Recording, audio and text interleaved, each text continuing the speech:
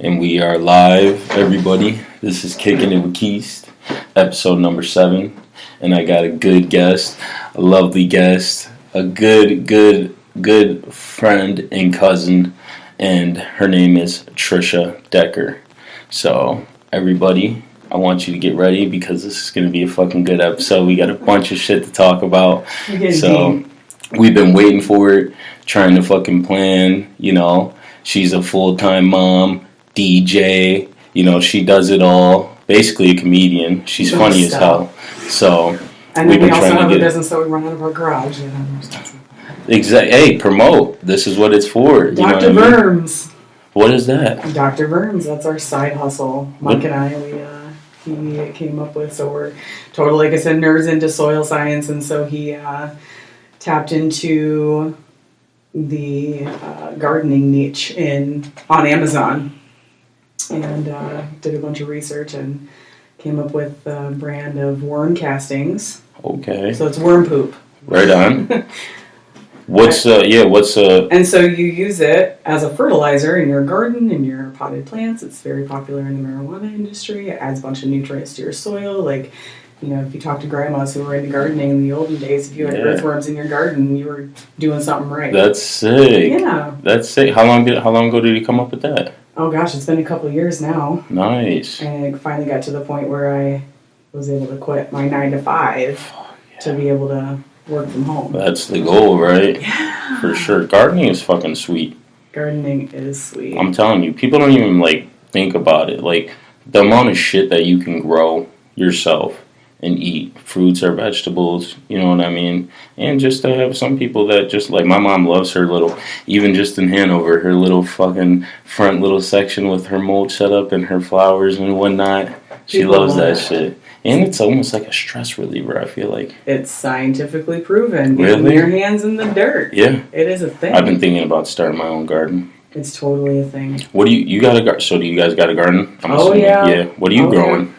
Yeah. Well, we grow some really good stuff, and then we grow other good stuff, like tomatoes. Yeah. What are your favorite vegetables? My favorite vegetables, well, the things that we've grown so far is lots of stuff to make salsa. Tons of different kinds of tomatoes, and we get that really exotic stuff. We like to go, like, one of our favorite tomato plants is called a cream sausage tomato. What? And it's yellow. It's a yellow tomato, and it looks like a Roma tomato, and it's just got this really delicious, spongy, very good for, it's aroma, so you can use it for sauces and pastes and stuff like that, but it's just really delicious. You just chop it up and throw it on a salad. Any tomato you buy in the store, guaranteed, hands down, does not taste like a tomato fresh off the vine. I bet. You have to. Almost guaranteed. You gotta do it. Yeah. We have those. We did pink Siberian tomatoes, and they're like purple and a light pink color. We had black beauty tomatoes. The outside of their skin is like green and kind of black tiger striped. And that's what people never see, these like exotic, you know what I mean, versions of the vegetables. And I didn't even know. My buddy was telling me about how they fucking, like, a lot of the vegetables we eat from the store are modified to where, like, if you look up the original version of it, like, it's not even what it's supposed to be. Please tell me you know about GMOs. Like, yeah, for sure. Yeah. I try to buy all non-GMO. Yeah. But organic. For sure. Farmers markets. That's the way to go. That's coming out of my behind. Like, growing your own garden, having your own garden, and being able to grow your own shit. It's amazing how much produce you can get from such a small space. Like, I don't think people really realize. Our garden space is maybe double the width of this room. Yeah. Long ways, and then like half the width. And that's all you need. And one zucchini plant, are you kidding me? I love zucchini and some squash. It's so good, but dude, one plant, you get 20 squash out of one plant. I know, it's fucking crazy. I can't eat that much squash. No, but that's the thing, you get the hook. Like, my boy, that he lives up in the, like, Lapeer area, he's a very avid outdoorsman. He hunts and fishes, and he has his own garden. And he fucking makes salsa from his own garden from scratch, and he'll bring me down a fucking big tub of it to work. Yeah. And I'm like, man, that shit. Big jar of salsa. It ain't that store bought, dude. No. I don't care what brand you like, the Tostina or whatever. It might be some special, but it ain't it. It ain't it. Nope. I'm telling you. Yep, but soil science is where it's at. Yeah, for sure. So yeah, we're all about helping the small business. Oh yeah, all day. That's what I'm saying. So yeah, go on Amazon and search Dr. Verms, Verms, and you can get a 2 Dr. 4 Verms. 10-pound bag of worm castings if you're a houseplant enthusiast. Yeah, right on. We're definitely gonna have some people watching that are into that, and I'll definitely make sure to put that in the subscription of the video. Yeah, for sure. Shout that out. Yeah. So other than that, I mean, you guys are fucking ripping and running entrepreneurs. You're DJing. You're DJing. I do DJ. I don't DJ. Listen, I don't like that term. You know why? Why? Because I'm not the wicka wicka wicka. Yeah. I'm not a DJ. I'm a KJ. But I'm a host. I mean, you get the fucking party going. Well, you know what? I think I like DJing because it's just a matter of connecting with the people. There's something about being on a microphone and talking to the people, and it's not like, I have my nights where I'm a hype man. Yeah. But I think most nights I'm there because I just love hearing people sing, and I love connecting with people, and you know, I'm not really there to, I don't know.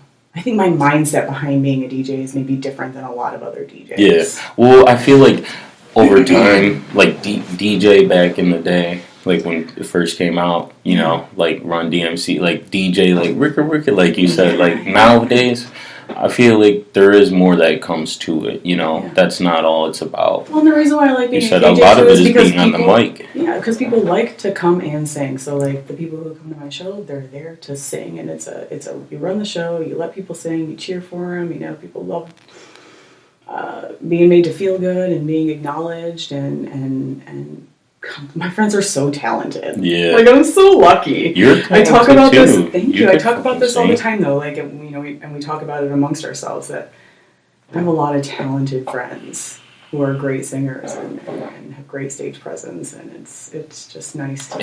And you get to be that person to promote that almost. You know what I mean? Yeah, that's fucking awesome. Yeah, people. I mean, music. You know, music is life.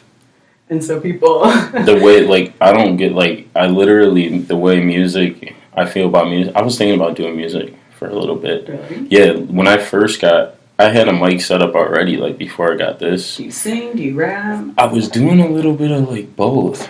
Like, almost on, like a Drake, like a R&B, but can go to, like, a rap, like, put some bars out. Heard you and say I was Drake, writing. Yeah. I was even writing, and I was, you know, like, doing beats and making songs and stuff, and it's tough, like, music, like, some people, though, it's just they're meant to make music, you know what I mean? And then, so, like, you can write, and then if you write, you might not have the voice to sing, you know, and then you might not have the courage to get on the mic. Like, it's one thing to sing in the shower. Yeah. Oh, yeah. And then there's a totally another thing to get on the stage and sing in front of people and perform. But it's different. So my hats are off to people that fucking do it like that. My mom was an avid karaoke singer and also KJ for a small period of her life.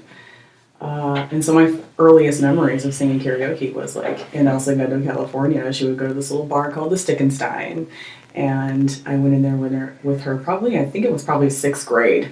You know, because kids can be in certain places where they serve food until like 9 o'clock or whatever, and then it's bar mode after that, you know. Yeah.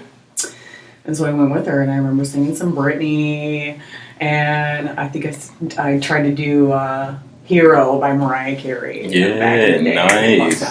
Yeah.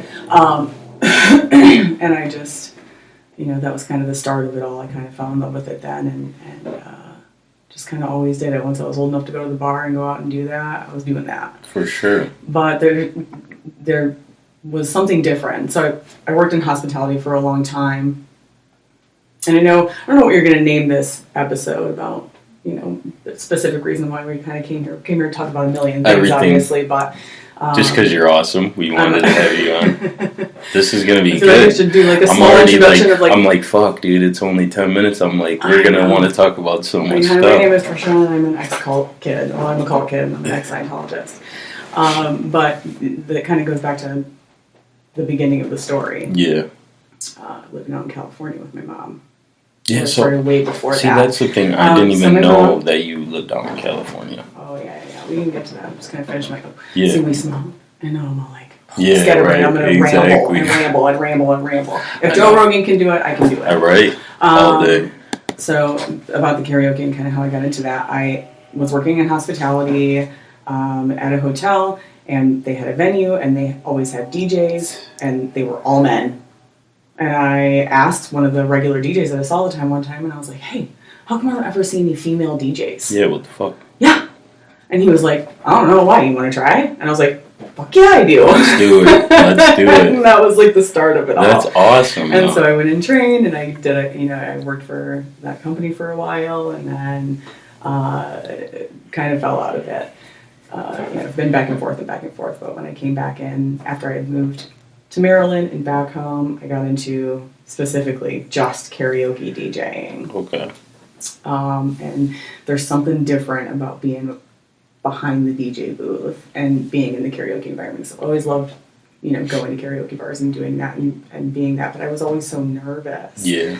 I didn't do it enough up until that point to not shake the nerves, and so I never really knew what I was capable of until I became a DJ, and it just became second nature to have the microphone in your hand. And so I think you doing something like this, if you still, you get comfortable with the mic, you get used to talking to people and doing your thing, like you might still have the opportunity to do some music. I would love to hear some music. For sure. You. Like I said, it's fun, and like you said, music is just something you can put yourself into. Yeah. You just get and my wrapped dad into does it it. with me. That's fire. So fun. Yeah. Seeing his cute little outfits. Uh-huh. Oh my gosh. I love him. People love him. I love He's adorable. him. He has such good energy. And He's always just bouncing around. That's what I'm saying. Like, you can't, it don't matter what kind of mood you're in. You get around him, he's going to uplift you for sure. He's a trip. They love it.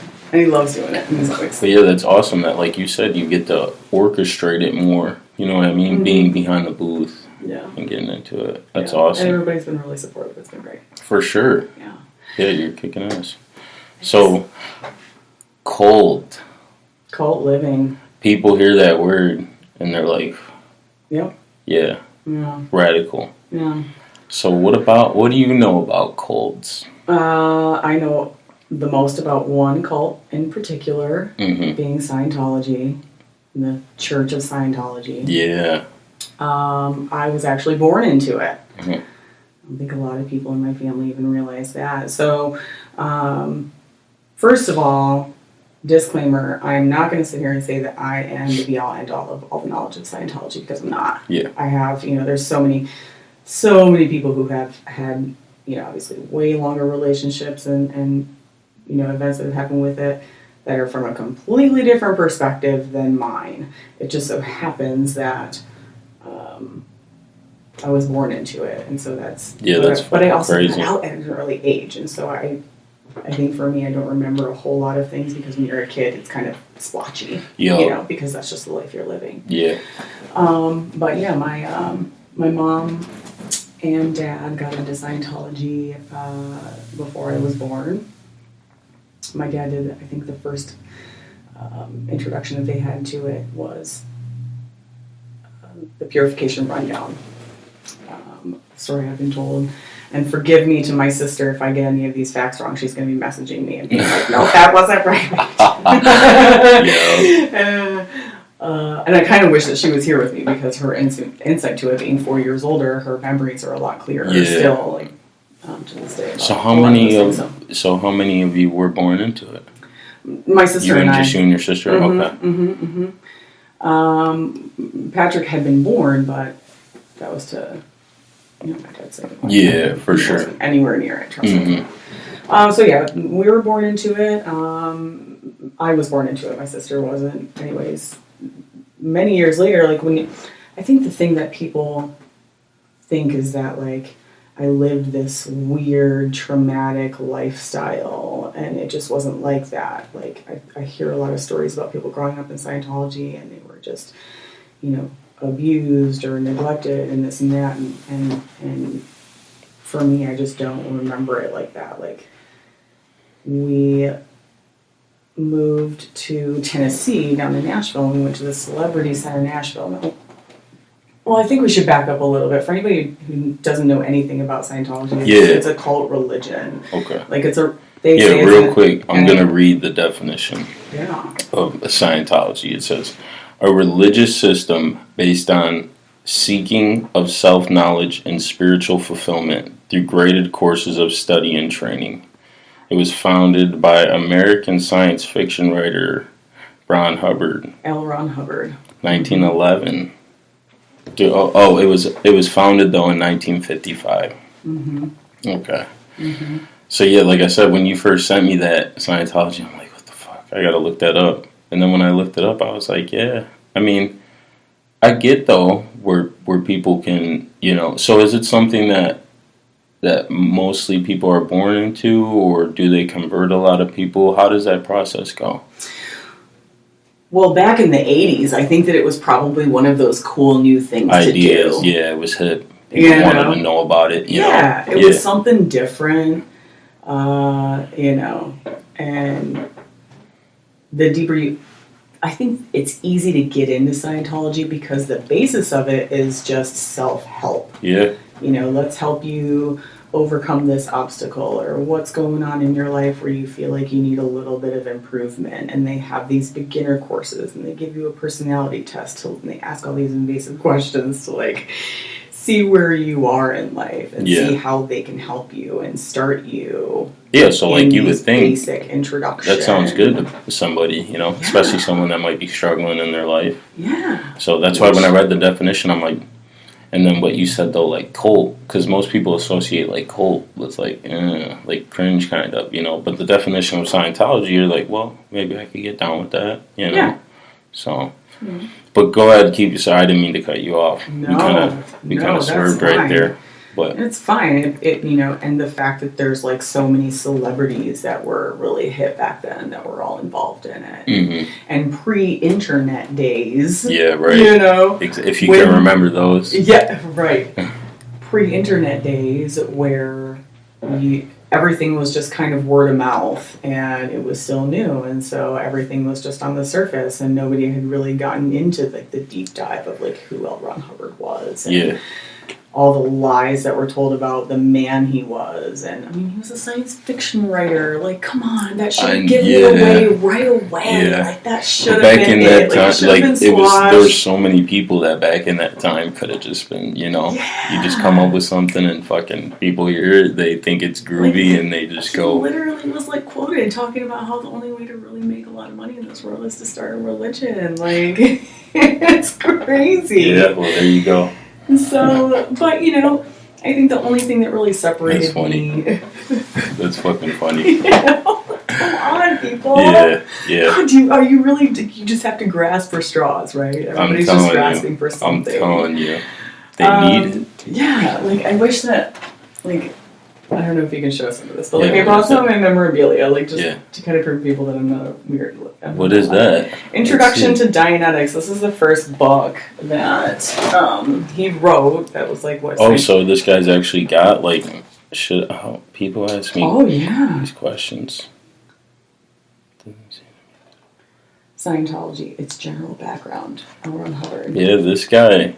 So if anybody wants to know, to look more into L. Ron Hubbard. No, don't do it. Yeah. Don't go to Scientology.org. I'm not saying it's a scam. You guys do what you want to do, but we'll see. Oh my gosh, that's why I'm here. Yeah, like, that's why I'm here. Like, you know, I always say I turned out pretty cool for a cult kid because, like, seriously. Well, that's what I get. It's not like you're a fucking weirdo. You know, some of those people, and it's not even people's fault. Like, they grow up in, like, a cult. It's like, they're just, like, they don't even know anything else. That's what's the scary thing, I feel like, about cults. But that's exactly why I had a hard time accepting when people would tell me, therapists would tell me, you have trauma because of this. Exactly. I didn't believe that I had trauma because of that, because I was born into it. It was just a lifestyle. I still had a lot of great childhood memories. Yeah.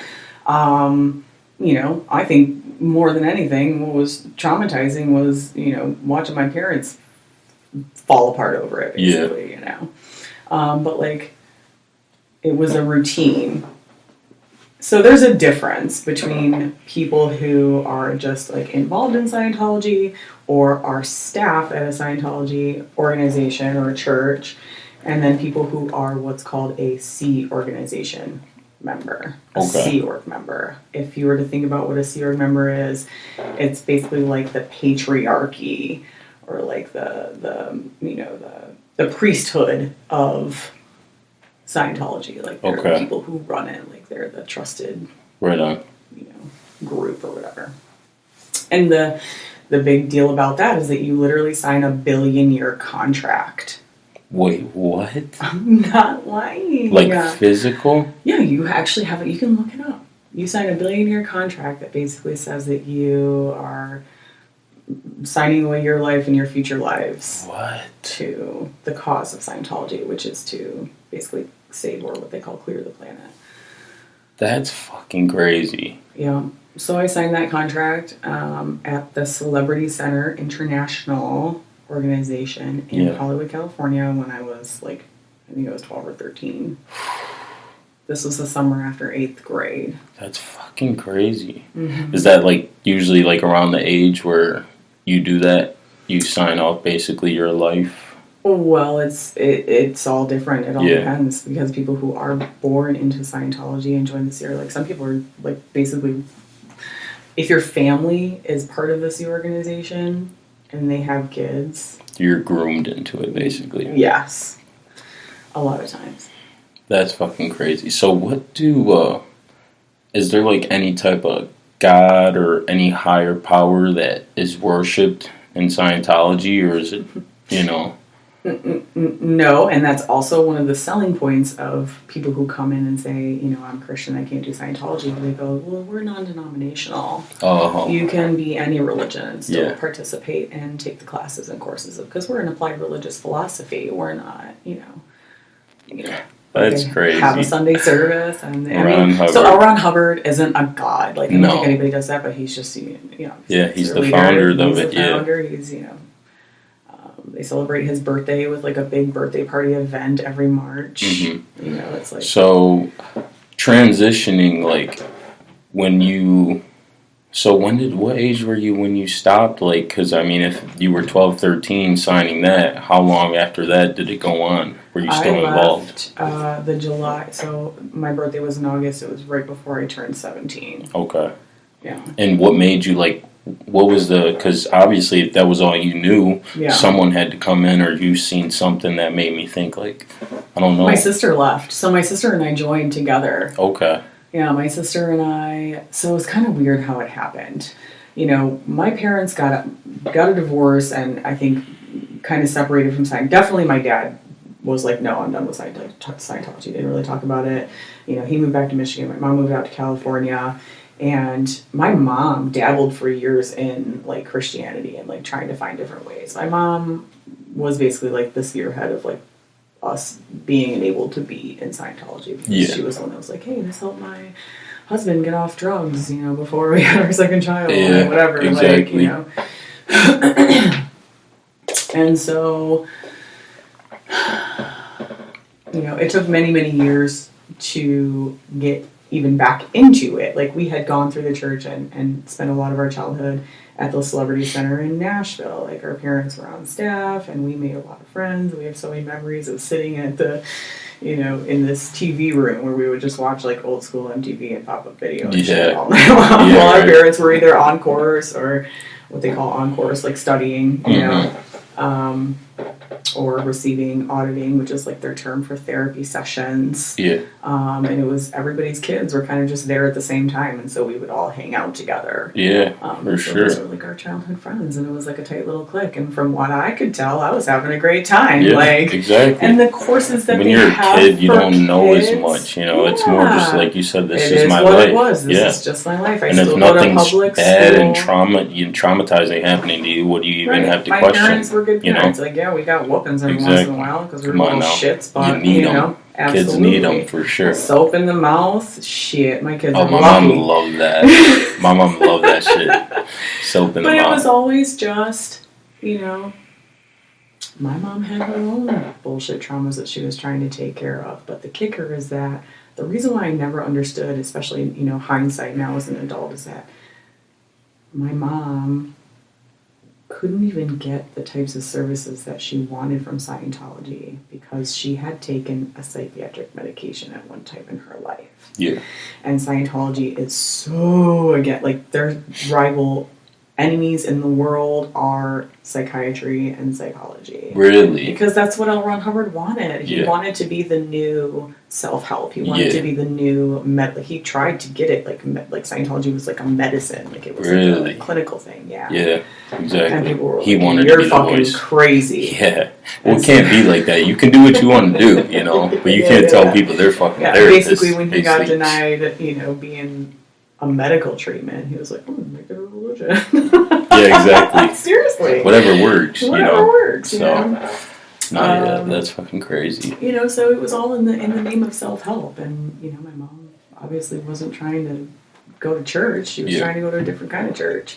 And my mom was always an information junkie. She was always, she had all these books around her all the time, and she wanted to know, and she was I call her the smartest idiot I ever met. Like, you are so smart, and you are so resourceful, but, like, you let your traumas get the best of you, and this shit, like, it pulls you in. Like, they're so good at pulling people in off the street and treating them so good, and everything's so great at the beginning, and the courses are really cheap, but, the more they know about you, and the deeper they get into your brain, the worse it is, and the more they convince you to take the classes, and then it's just a downward spiral, and people just spend all of their money. Like, it's just crazy. And everybody, that's why I feel like that with a lot of religion.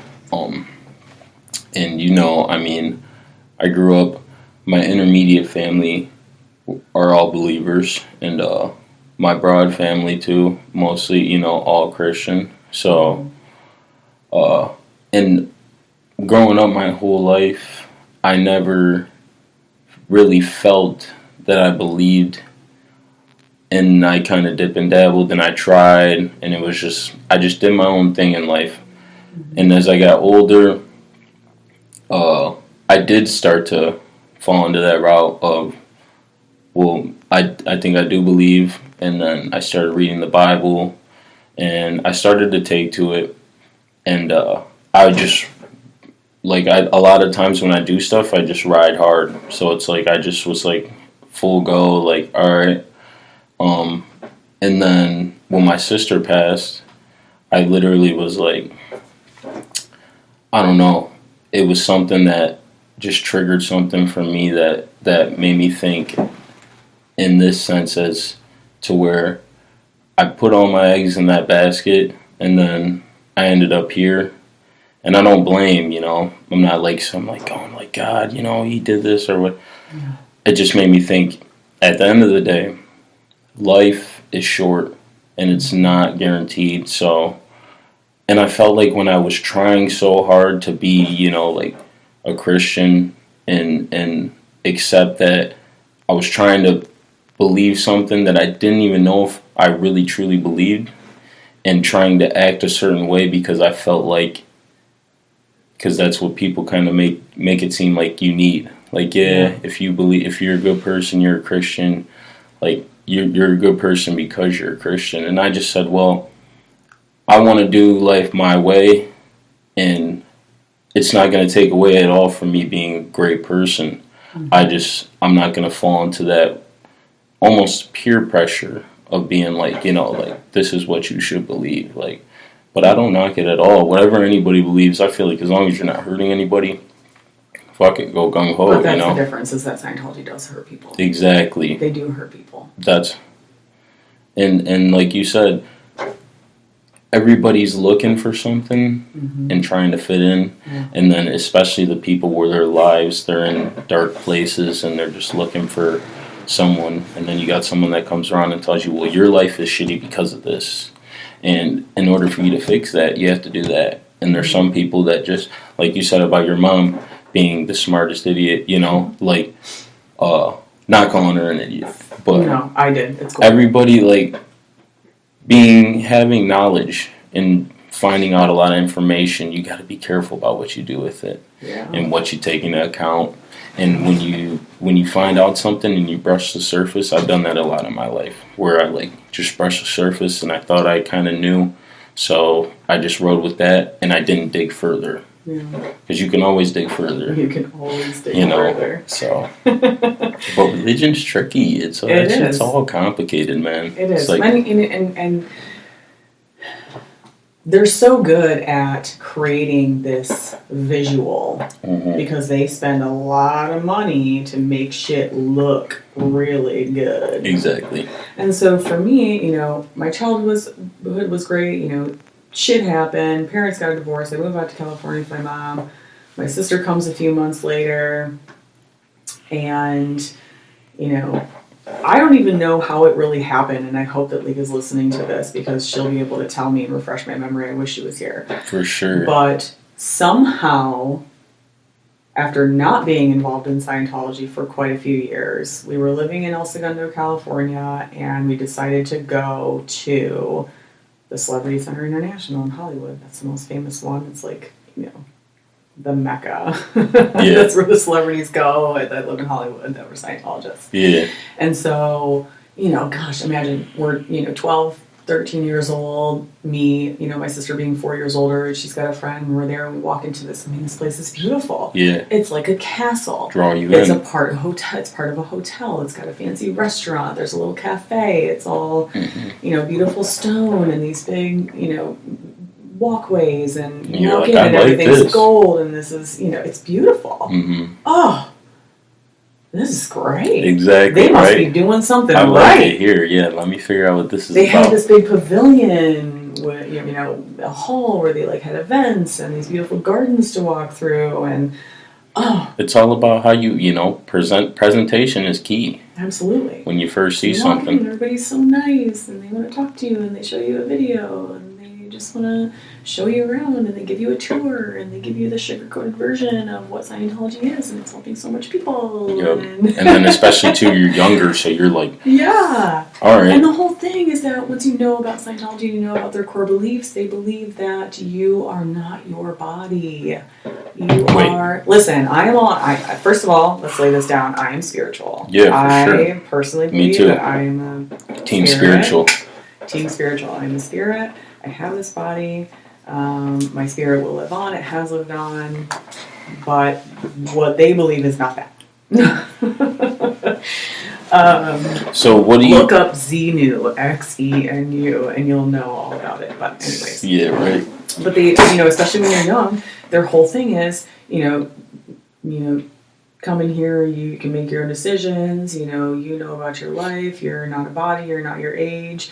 They treat you like an adult. They give you this sense of empowerment that made me feel so good because here I am, the tag-along little sister, and, I'm not the most popular kid in school, but it was one of those things that they made me feel so They were telling you what you felt like you needed to hear. I needed to hear it, and we're going to help you. And of course, I had the background of my childhood in Scientology, and so because I had never really experienced anything really egregious, I was like, I know this. This is cool. I can hop back into it, see what this is all about again. Maybe this is what I was supposed to be doing, whatever. And originally, we were just taking a couple of courses, and then, of course, they just started recruiting us to join the Sea organization.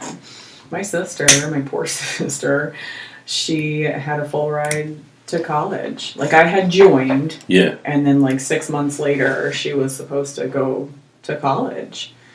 And they recruited her hard and used me as a bargaining, as a weapon almost, to convince her to come and join the Sea Org again. Really? And so she was literally about to move into her dorm the very next day. And she scraped it all for that. Yeah.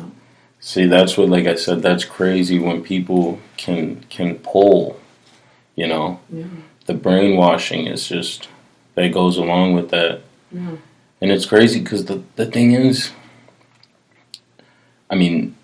Hubbard, the scam artist, they're just telling you whatever, but the people that buy into it, that really, believe, and it's then they're pushing hard. And like you said, when you're young and you're impressionable, you fall into that, that's crazy. Yeah. That's fucking wild. And just to, so when you first join the Sea organization, you have a set amount of courses that you have to take, like to learn basically the basics of like what you're doing. And the idea, and you have to run everywhere. Like they strap you up in a uniform with a special T-shirt, and you are dormed up together. Like it's almost like being a nun. Like you join this group. Yeah. You all live together. You all work together. Is this like a community almost? Yeah. I mean, it's. Where was this in California again? Right in Hollywood, Franklin and Hollywood Boulevard. Okay, so they group you together and you're living together. Yep, we lived at this really like broken down, degraded building on the corner of Bronson and Wilcox. Yeah, like right off of. Not like the building when you first go. So when they lure you in. No. Yeah, right. There's no kitties, not your like, pants. yeah, here, this is what it looks like, and then they dump you off at some fucking shit pile. I mean, really, the place was a dump. Like it was they were renovating the building across the street. They had bought an apartment complex across the street when I first got in there, and some of them were done and some of them weren't. So still a lot of the people who worked at the church were over at this other building, and you could either walk or you could be shuttled, and the elevator in the building didn't work, and it was like 5 or 6 stories high, and so everybody had to take the stairs. Good way to stay in shape. Yeah, I mean, shuttles of people, like literally, like, you know, coming back. It was just crazy. Walking my apartment or my room, you know, little 1-bedroom. It's basically like a studio apartment. There's a big room and a bathroom, and like. The sink was leaky and the tile was like cracked and like this, I mean, it was like looking at an old cement building that everything was just starting to kind of chip away and fall apart, and there was 4 of us in a room, and there was 2 sets of bunk beds, and so they basically stick you there as they groom you. And how long does that process? It's all of them. It doesn't, so you enter, when you first enter in, you're on a group of people that are called the Estates Project Force, or they call it the EPF. And you have to take these, however long it takes you before you actually get your post in the church. You have to take all these courses. You're cleaning all day. You wake up at, you know, I think it was like 8 o'clock muster in the morning. You had to fall in line, military style, you know, stand literally like military style, and your staff person would come out and give you your assignment. You were broken up in like different sections, like a certain number of people for like different areas that you're responsible for. Yeah. And you had to run to get there. You had to work. You had to take a, you know, half an hour lunch break, go back to work, then you'd go to course, and then you weren't done until, you know, 9, 10, sometimes 11 o'clock at night. That's fucking crazy. Yeah. Like, how do people fucking come up with these practices? Yeah. Like that. I don't get that. And so that when I finally graduated from the Estates Projects Force, the EPF, I was originally doing registration with the front lines of the church, where like, so Celebrity Center, because it's such an attraction and they had a big hall and they were a hotel, you were basically a recruiter, but not for this organization, just to like kind of snag people up off the street, give them a tour and sweet talk them and get them to come in. And there were so many times where people would rent out the event space. It was this big pavilion.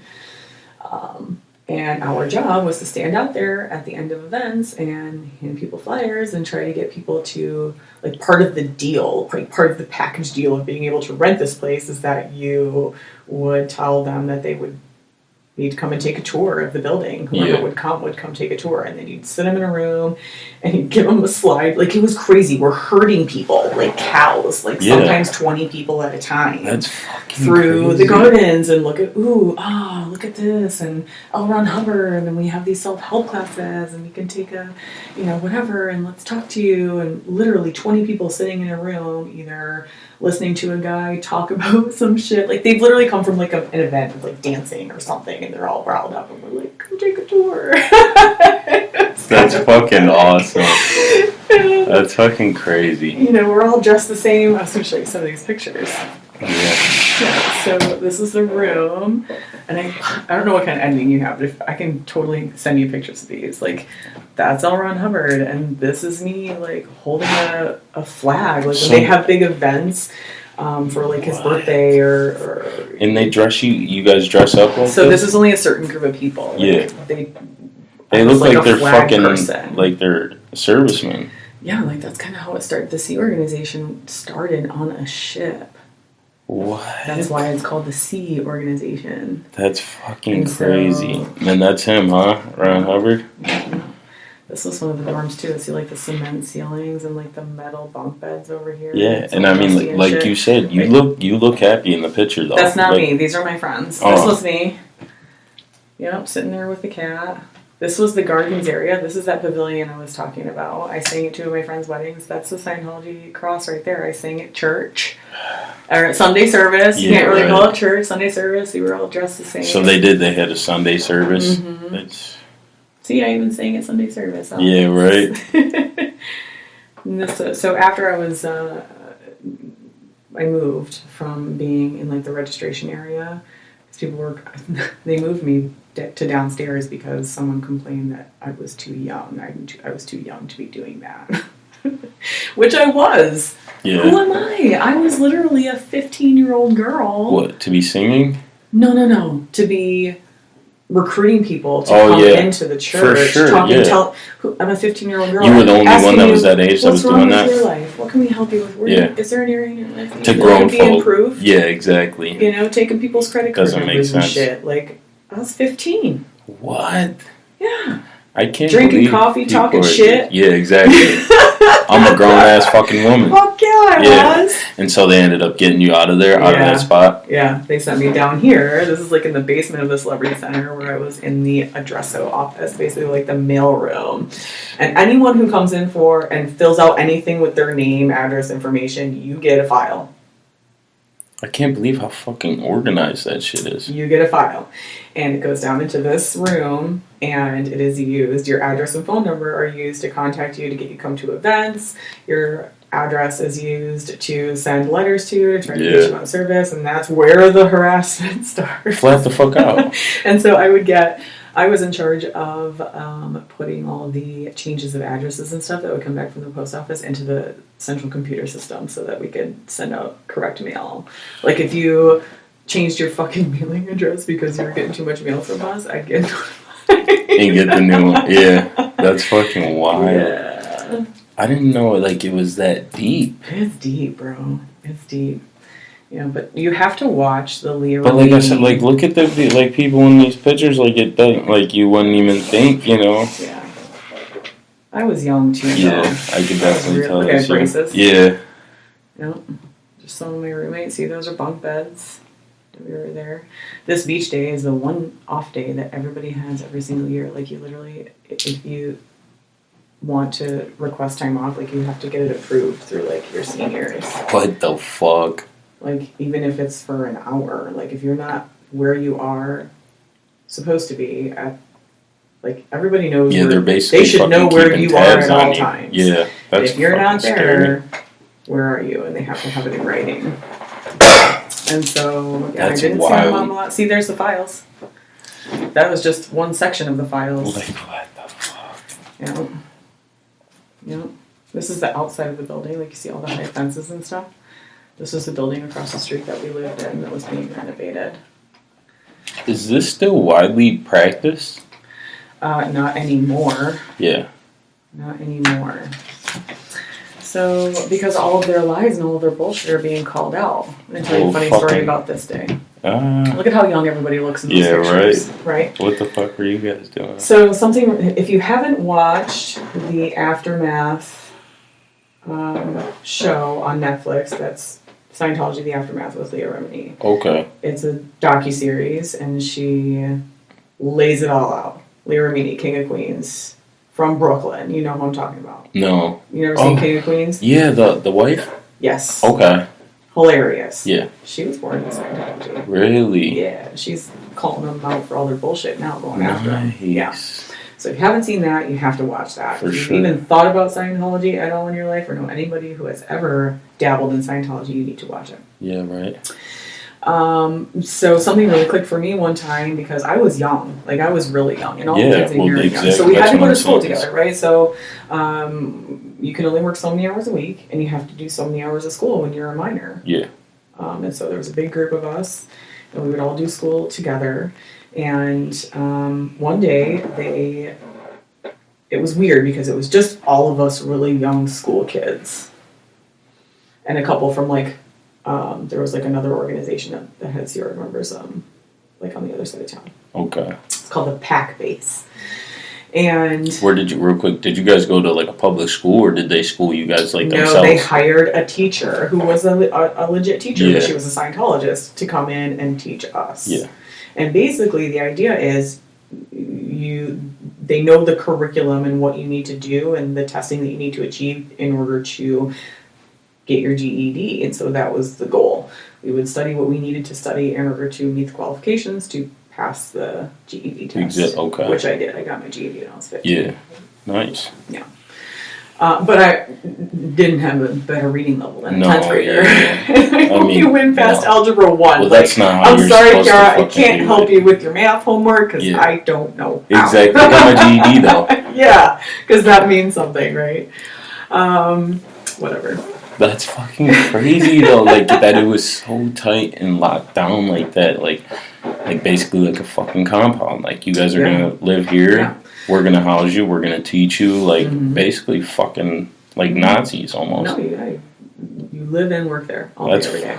Because your biggest mission is just to clear the planet. Yeah, so that's the end goal of it, to clean the planet. It's clear, and they say clear because so one of the basis of Scientology is you follow steps on the bridge to total freedom. And it's this big old fancy bridge, and it's a list of all of the steps that you can achieve as you go up, right? I'm glad you're laughing. Right? How ridiculous.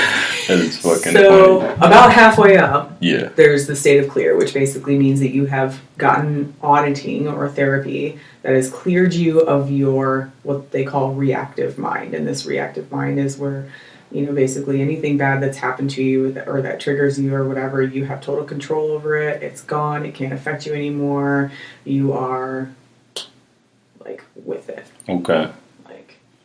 You're thinking completely rationally, And so then what happens when you clear all the little steps on this fucking bridge? Well, that's supposed to lead to, total freedom. Ultimate and freedom. Peace on the planet, and we're all powerful. And so what are these, like, some of these that, like, on this ladder, on this bridge? That's deep. That's real deep. And I can't even go there because it would take too long. Yeah. That's crazy. Like I said, there's gonna be people fucking watching this, looking this shit up like, what the fuck? You have to. Yeah. This is fucking have to, awesome. No, but people are gonna, because like I said, I had no clue what the fuck this was, and that's huge. But at least there's people now, like you said, especially bigger names that are coming out and talking about, well, this is just fucking bullshit. Yeah. So real quick to finish what I was talking about with these kids, like, one day they got us, all these youngsters together, and they were like, we're going to send you to the Gold Base, which is, or not the Gold Base, Golden Era Productions is the entity in Scientology, the group in Scientology that is responsible for making all of their public relations stuff. They shoot all the films, they record all the music, they're like the, and so they were doing a shoot for an ad for one of the big events, like usually for the big event for Scientology, like we used to go to the Shrine Auditorium and like talk about what Scientology has achieved and something new that's coming out or whatever, and they would have like a commercial for whatever new was coming out or whatever. And so they got us all together and said, we're shooting this commercial and we want you guys to be in it. And they were like, it's a rave scene, it's about to, we want to show you guys like partying and looking like drugged up, and it's going to be in this alley, and we're going to shoot it at night, and it's supposed to be for something that's going to help you get off drugs or whatever. Yeah. So they bust us all up early as fuck in the morning. I'm like, why are we going so goddamn early? Yeah, what the when fuck? We're shooting at night? Yeah. Sorry, I didn't mean to say goddamn. And so they ship us all away, and it was like this holding room. It was like kind of big room, and they fed us 2 meals, and they were like, y'all just here's some funky bracelets and some glow sticks or whatever, and get yourself dressed, and there were some costumes or whatever. It was basically us just hanging out all day. What the fuck? And then at night we went to this alley and we were told what to do, but we were there for like maybe 2 hours and it was late. Yeah. And you guys were fucking in this room all day before that. Yeah. And so we do it, we're done, fine. Didn't think anything of it. Well, come around, we're all so excited because it's coming around to the time of the event and everybody's going to be there. You know, there's thousands of people at the Shrine Auditorium and we're going to go and we're going to see ourselves on this commercial. Like, this is going to be so cool. Yeah. Wasn't there. What? It was not there. And I was kind of bummed out. And I remember talking to people about it and they were like, yeah, I don't know. Anyways, you learn to move on because you can't dwell on anything in Scientology. But still, it's like, so, what the fuck was that but about? Here we are, I'm watching the show, Leah Remini talking about, I forget who was talking about it, but they were basically like, you know, because they were a church and there's minors, like they have to be involved with the government and the government will sometimes come and do inspections to make sure everything's like legit and, you know, everybody's taken care of and blah, blah, blah. And someone else had an experience the same, like years and years and years ago when they were in the Sea Org of them literally like just taking the kids away, like the really young kids. Yeah. So that they were like, taking them where? Taking them just to do anything, like a bullshit movie shoot, so that they're not there when they come, like the government comes to give them their inspection. And it didn't click until many, many years later that was what was going on, more than likely. That's fucked. Like that's the only thing that makes sense, right? Like what a bunch of shiesty ass motherfuckers. Oh my gosh, it's so deep. The rabbit hole is so deep. But the biggest thing for me, how much time do we have? Shit, I mean, what time? It's 11:45. We've already been going for 50. I feel like we might need to have a part 2. That's awesome. We might need to. Yeah, no. What time do you want to cut it? 12, right? I don't know. You said you usually do an hour. It's totally fine. We can do whatever, you know, whenever you're ready to drop. But I mean, fuck, we fucking talked about hella Scientology. Mm-hmm. I mean, organized religion, but cults. The good thing is that I'm out now. Yeah. And I think that like I said, I'm pretty cool. I think I'm pretty cool for a cult kid. But it's still a struggle. You're just one of those examples that goes to show you could still break off and find your own way, you know, and do things how you want to do it. Like, I don't know what you practice and what you do now, but I mean, you know, you might have never thought that. Some people never probably escape that, and when they go through that and their mind gets brainwashed, it's kind of hard to reverse. You can do it, but it just takes a lot of time, you know, and self-work to overcome that. But yeah. And, you know, but talking about that word trauma, like, there's so many different kinds of trauma, but 100%, I still don't think I'm necessarily traumatized from it. You know, I have a very maybe different definition of trauma compared to other people. Yeah. But, like, the brainwashing side of it and being born into something, it's not as, you know, I don't see it as trauma. I see it just as that. It's a brainwashing. And I literally have spent the last 15 years trying to unlearn all of that. Mm-hmm. Not because I was traumatized by it, but just because it was different and it was wrong. Yeah, and that's just not what you want.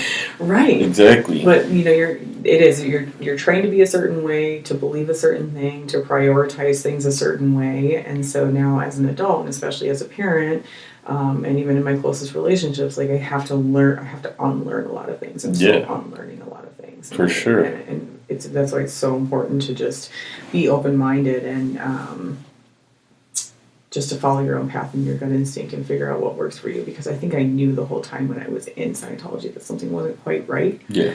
But because I was all just so inundated and born into it, you know, I just... And young. But the thing that really tipped the scale for me was that my sister left. Yeah. I think throughout the entire thing, like, yes, I was willing to join alone, but at the same time, I didn't realize how lonely it would be. But when my sister came around, I was like, yes. Yeah. My sister's here at least. And we didn't even see each other, like, that often, but knowing that she was there was a huge comfort to me. For sure. So when she left, that was when I was like, no. No, yeah. Fuck this. Especially not, because now on top of your feelings of doubt, now your sister's gone. Yeah. The loneliness starts to kick in. Yeah. And you're like, this shit ain't for me. Yeah. Yeah. And like you said, all it takes is just getting up and fucking saying, this isn't gonna, I'm not. So how is it when you give up that lifestyle, like, I mean, like, they have all your records and stuff like that. Is there, you said something about harassment. Is there any type of, when you stop showing up or when they stop being able to keep tabs on you, do they pursue you in any type of way? Oh, absolutely, any way that they can. Really? Yeah. There's a podcast that Larry Remini has called it's Scientology Fair Game. Mm-hmm. And fair game is a term, like, you know, when you get into a fight and you call it fair game. Yeah. Anything goes.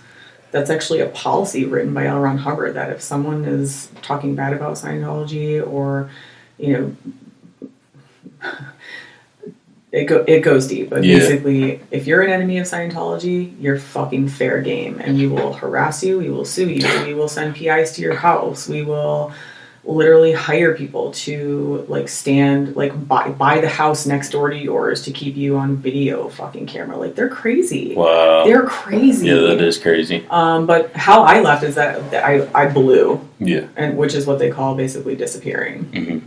I escaped the bubble. And I was just one day, I purposely didn't go to the morning meeting because I was like, fuck this, I just need a day off. And I knew that would get me in trouble because, like, if you don't show up, I could tell by the look in your eyes right now. Like, yeah, if you don't show up, you're in fucking trouble. Yeah. Like, people will need to know where you are. Like, if you're taking a shit, people need to know that you're taking a shit and you're going to be late for your meeting. Let alone not showing up. Yeah. Right. So I decided I was going to go, and I was so desperate and I was so emotional. So I waited until everybody went to the morning meeting, and I knew that's where everybody would be. And I already had a backpack packed, and I went and I just started walking. And I walked out, down the street, down to Hollywood Boulevard, and I went to the Hollywood and Vine train station, and I took that fucker all the way to El Segundo. And got the fuck out.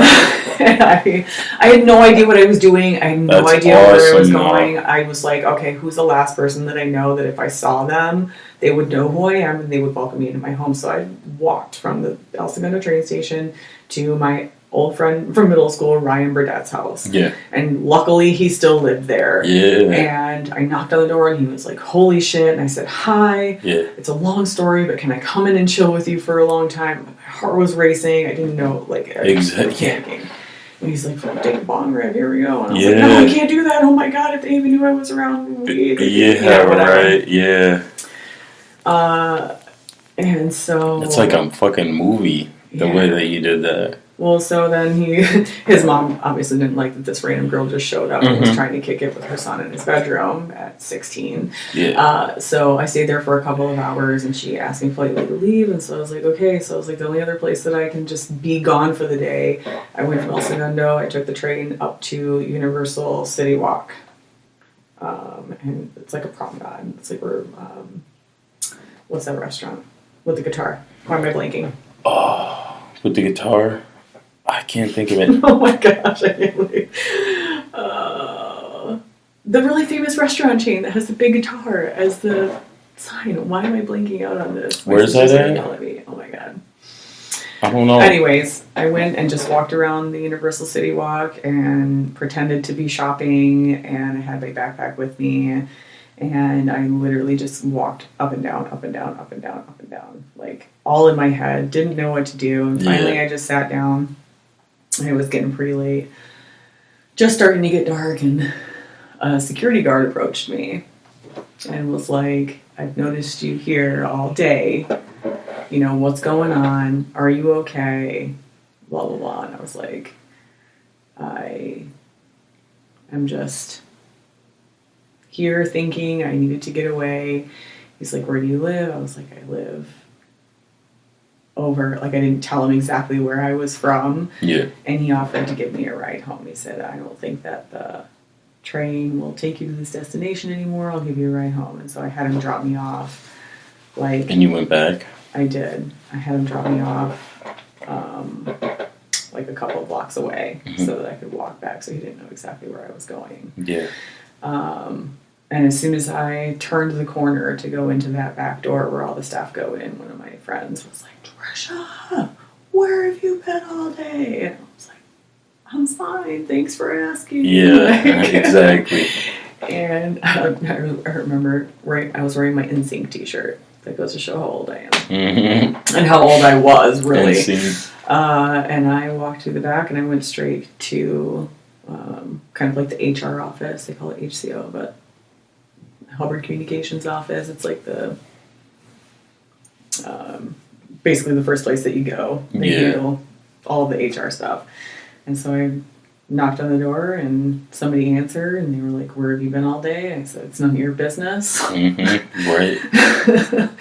And as soon as I said that, I heard the door open behind me and it was like the commanding officer, David Pettit, come through the door and was like, "Where the fuck have you been all day? This is fucking ridiculous. Do you not realize everybody was worried about you and don't be a suppressive person and you're fucking PTS." And he was just like, so if you... Freaking out. Yeah, like all of these terms, I know everybody's probably like, what is she talking? It sounds like Chinese. Basically anything that happens to you in Scientology negative is because you are what's labeled a PTS. You're a potential trouble source. And that means that you are connected to someone who is an enemy of Scientology, and that person is called a suppressive person. If you have anything bad to say about anyone or anything about Scientology and you spread it, you are labeled an SP or a suppressive person. My. And one of their biggest things is that if you're a Scientologist, you are all in. And that's ultimately what destroyed my relationship with my mother, is that she struggled with that. She wanted to have a relationship with us, but she was so deep into Scientology and their belief in, you know, their morals and ethics and their what's called the disconnection policy, is that if you fucking talk shit about Scientology, I can't have anything to do with you because Scientology is more important than our relationship. Yeah. And that's fucked. And so it was back and forth for years with my mother because of that. Yeah. She didn't agree with something, and so she would just disconnect for however long. Yeah. And that's tough. And that's the thing about something like that. It's more harm because even in other religions and whatnot or whatever you practice, you got to be able to still see other points of views, see other people's lives. Like I said, if someone else doesn't believe in Scientology, who gives a fuck if they're a good person? Right. Who are you to tell someone else that they can't have a relationship with them? You know Absolutely. what I mean? But that's why Scientology is a cult and not a religion. Mm-hmm.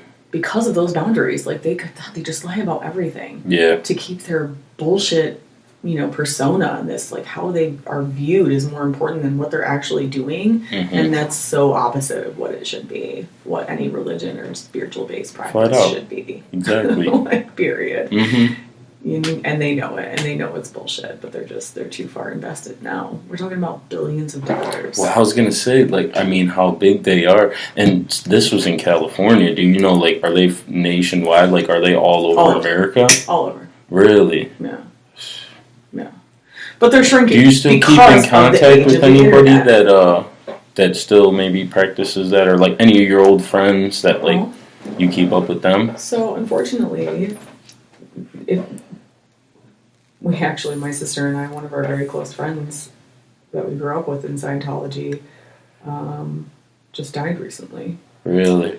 And her parents were in Scientology, and still were kind of practicing, and she didn't want to practice, but she couldn't speak out about it because otherwise she would get disconnected from. Yeah. You know? So that's how they keep you trapped. You know, you don't want to lose your family, so you just grin and fucking bear it. Yeah, the fear aspect. That's all it is. But I, like, truly 100% blame Scientology for my mother's death. 1,000%. She tried for so many years to get help from that place, and they just fucking denied her and made her feel like shit. And just, like, why? Yeah. You know, why?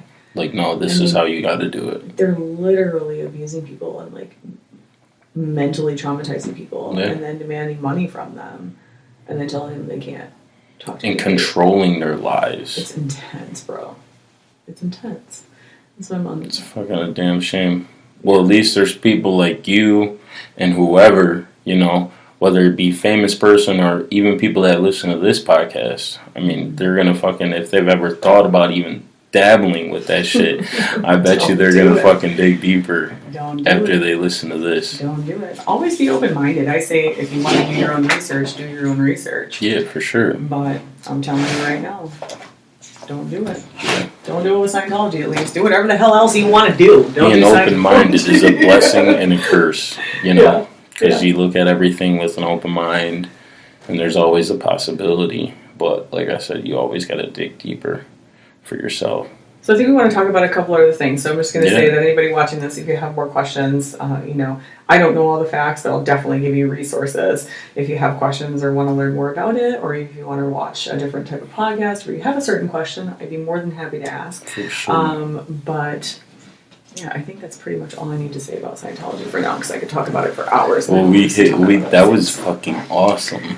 So now you know. Good topic. Yeah. You have an ex-Scientologist in your life. I would have never. People always have this weird reaction, like, "Oh, really? Oh, let's talk about that." I heard Scientologist, and just the word is like, I was like, what is this? And then I looked it up, and I was like, yeah, that's definitely right in my alley. Yeah, it's true. That was good. Yeah. Fucking. So what about like mental health? We were talking about that a little bit, and I mean, just right now in the world, it's being put out there on such a broad scale, which is nice, because for the longest time, I mean, there was this fucking, there was basically like, people felt like they couldn't talk about it, especially be open about it. Still. And especially men, and the way that people, suicide rates have been, and people are just depressed, and they don't even know what to do or where to start. And like you said, that's one of the reasons why people might get involved in a cult or such, not just because of their mental state. Yeah. They don't even know where they're at in life, and they're just trying to find some type of purpose. But how do you feel about mental health and just how important it is, and some ways that you choose to help you and help yourself out to stay mentally balanced, First of all, I am not mentally balanced. Yeah, I don't think any of us are. But you can act like it, but yeah. But in my attempts to be mentally balanced, I've been dabbling a lot in meditation. I love meditation. Journaling. I like tarot cards. I think they're fun. What's that? Tarot? Yeah. Are you asking me what tarot is? What is tarot? Friend. Let me hear it. Oh my gosh. Tarot is like an ancient practice of these cards. Yeah. That, when properly used and connected with, kind of help guide people and give insight to yourself, questions, things in your life. God, no, you need to Google it. Look up tarot cards. Tarot cards. Yeah, so it's a spiritual thing. Yeah, I think for many, many years, I mean, Is back in the day, Tarot.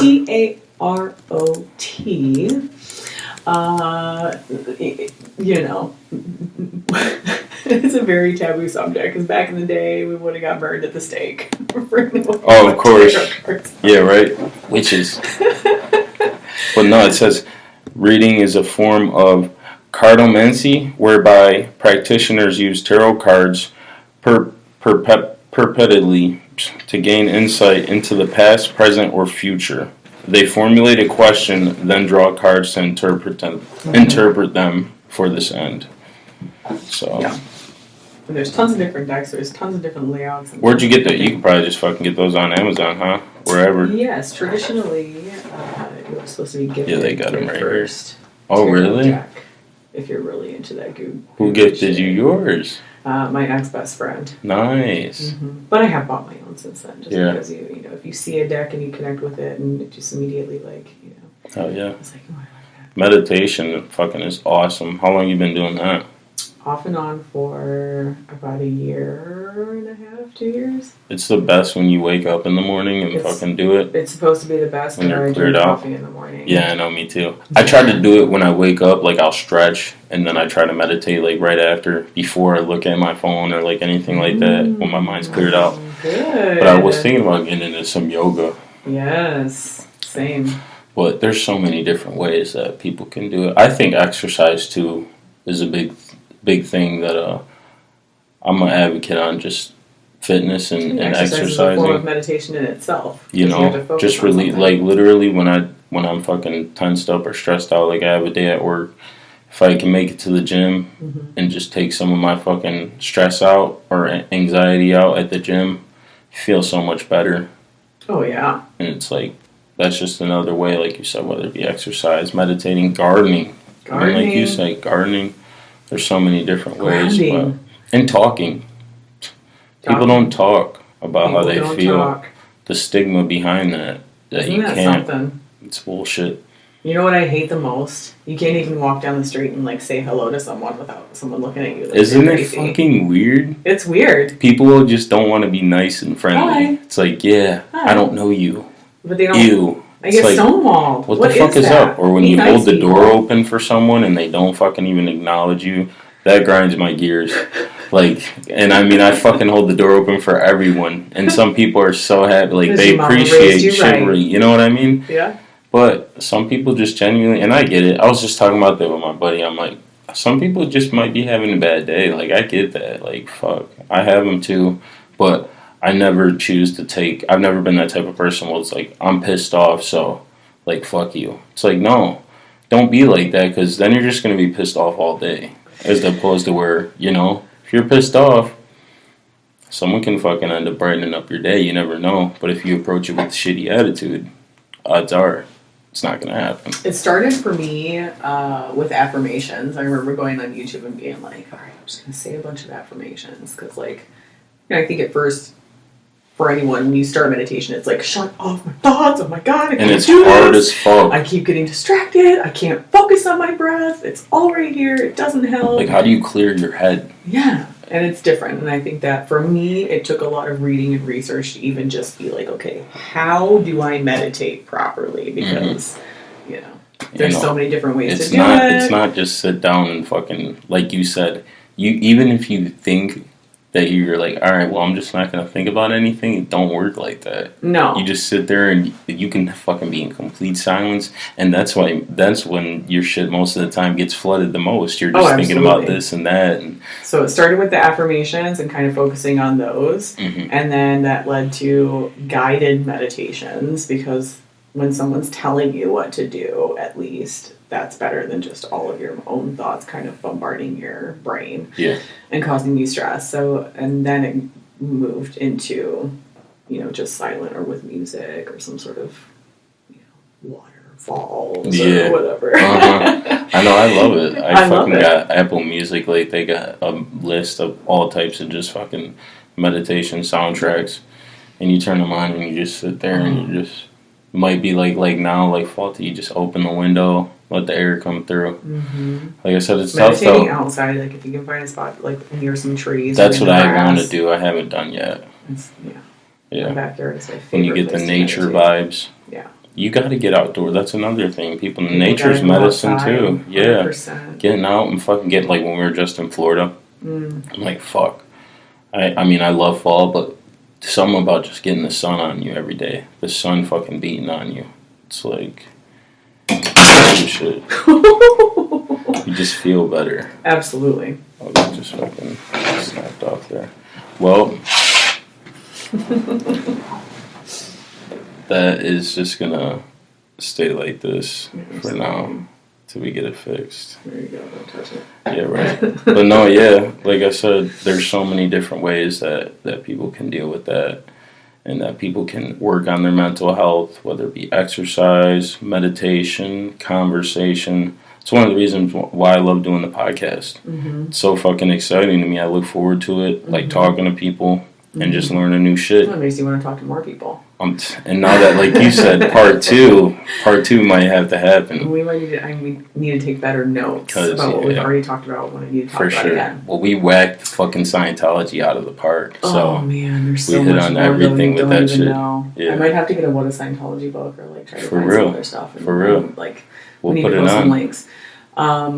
But I know for a fact with meditation, when I'm doing it consistently, I'm like a different person. Yeah. When I do it consistently, I feel like a different person. For sure. It's all about consistency, and I get so frustrated when people are like, "Oh, I did it a couple times, it just wasn't for me." I'm like, "Okay, well, that's why it wasn't for you." Exactly. You know, and it's not this thing where you have to sit and meditate for hours and hours. No, like, dude, 10 minutes. 10 minutes. That's it. Anybody has 10 minutes. And it's hard because you think 10 minutes would be easy. It's really not. It's not.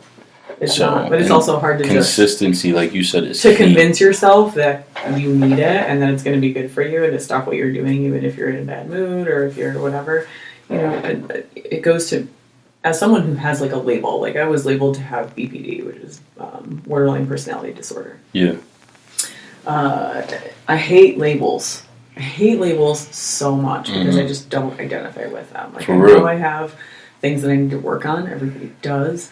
But I'm already aware of those things. So why does it need a label? And so for me, I will try anything before I turn to medication. Personal preference. Yeah. Kudos to you if you take medication. If it's helping you, amazing. Yeah. I'm not bashing medication because it does absolutely help certain people. Yeah. But a lot of people jump to personal choice. They don't even look into other ways, you know. Yeah, personal choice. I will try everything before I try medication. For sure. And so knowing that meditation has already made such a big impact on how I view my parenting style, how I view the world, how I view other people, how I view myself, my relationship with my kids especially. Like, you know, when you come from a very weird upbringing like I did, and you also had a mother who was a yeller, I became a yeller. Like, yeah. I yelled a lot. Yeah. And, you know, on top of that, my mom was a redheaded Scorpio. She was fucking fiery. And Yeah. so I'm fiery. Exactly. I am fiery. And that's good, though. Yeah. I am, but at the same time, like, I can be fiery at certain times, but it's learning your boundaries and it's learning your limits and it's just knowing, fanning the flames, you know? Absolutely. But, like, I had to literally teach myself how to parent my daughter who has her own traumas and learning what you think is separating what you think is right from what is right for that person is so hard. Yeah. She's 15. She's dealing with her own stuff. I don't own her. She is going to be an individual. She is an individual. She's going to be out on her own as an individual, and she has to figure out what's right for her. That's why I never said that I was going to force her into therapy. Mm-hmm. I never really force her to meditate, but I try to convince her a lot. Yeah. A lot. Because damn, if my parents would have taught me to meditate at 15 years old, I'm telling you, I would be a completely different person. By the time you're 20, you know, and you're doing that shit every day for years on end. Yeah, a completely different person. Yeah, for sure. You know, and back in, even just a few years ago, like 15 years ago, you would talk about meditation and people think you were still talking about something that was so taboo and so weird and so whatever. But it's a mainstream thing now. Like, there's scientific proof that meditation helps your brain function. It helps your body function. It helps you with sleep. It helps you relieve your anxiety. Even when I wake up, and I wake up late, I'm pissed off if I don't have my time to stretch and meditate. Like, if I leave out the house and I don't meditate, I'll literally tell dudes, like, I'll be at work and I'll be a little irritable, you know, and I'll be like, fuck, dude. I'll be like telling them, I'll be like, dude, it's just because I didn't fucking get a chance to meditate this morning. Like, I'm a little fucking it's irritable. True. But it is. Because then when you How get long done. have you been doing it? Honestly, probably about the same amount of time, like a year or so. Yeah. And it's not, at first I was using this app and it was helping me. And I just started off like 30 seconds. 30 seconds to a minute. Boom. And then I would do 2 minutes. And then, like, sometimes I would, at first when I was doing it longer, I would do like 5 minutes, 10 minutes.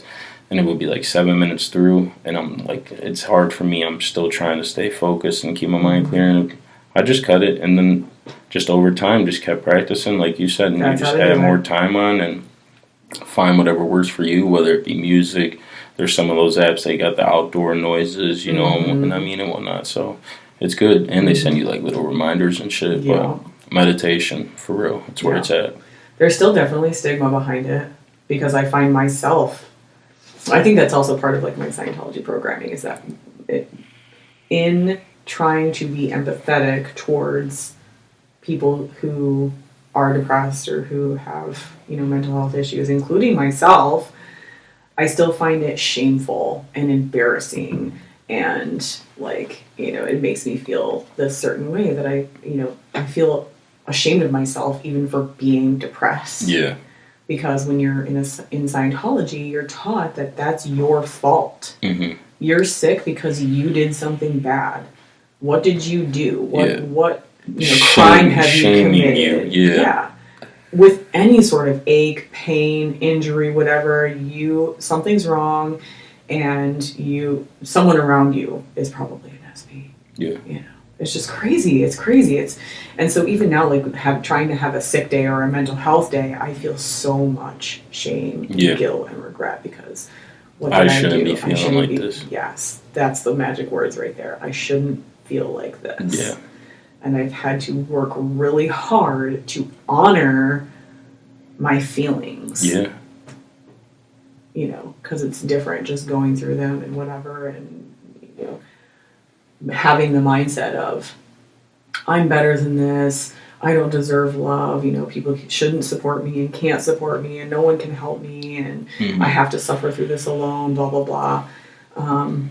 But Facebook, I feel like Facebook makes it really hard for people to express themselves. All the social media. Because if you do show that you are depressed, fucked up, having a bad day, whatever. Yeah. There's going to be somebody on there that's fucking, you know what I mean, judging you. But you're putting it out there for judgment because that's pretty much the only way people know how to reach out for help nowadays, unfortunately. Yeah. But do people really get on there and offer their help? Like they might get on there and be a keyboard warrior for a hot second and be like, yeah, I'm here to help you. Mm-hmm. But are they really? Yeah. Are they really going to answer your phone call at 2:00 in the morning? For real? Are they going to come over your house for coffee the next morning and check on you? Like, no. And you're lucky if you have people in your life that support you. Like, people don't I would not understand be how here important if it that wasn't is. for Mike. Like, support systems are fucking everything. Yeah. And my sister. Yeah. And my dad, of course. No matter who it, you know, all just family, and it doesn't even have to be blood.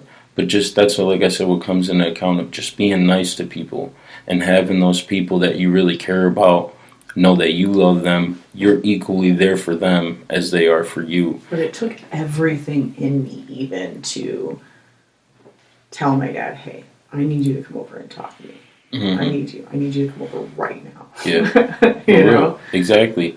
And it takes a lot. And like you said, regardless of whether it was because of Scientology or anything, or just somebody that feels like I said, it goes a lot with men. I can't go to this person and talk to them about that because then I'm going to be looked at as soft, and that doesn't mean anything. Like, talking about your feelings and how you feel, that's fine. Mm-hmm. Now, there's a certain way that you should act when you're emotional, you know, because you don't want to do anything fucking irrational. But like processing your feelings, acknowledging them, and then acknowledging what you need to do to end up fixing that. That's all just comes with being a human, you know, whether you're a male, female, whether you're fucking the toughest guy on the block or, you know, the most sensitive person in the world.